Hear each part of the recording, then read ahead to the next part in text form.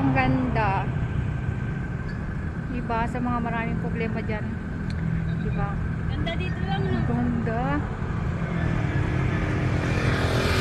Dito tayo sa UP. Update lang tayo sa dito sa may UP campus. So yan, napapaligiran kami ng mga bulaklak guys. Ayan, andun nakikita yung UP.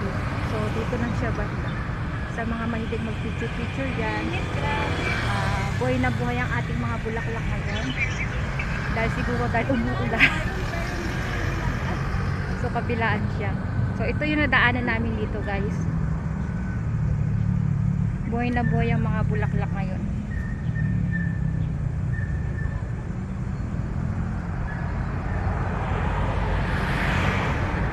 So yung ating kasama ng doon. Nainitan na kami. Tara na! So ayan guys, silip lang kami ngayon today. Yung araw sa nganda. Diba buhay na buhay.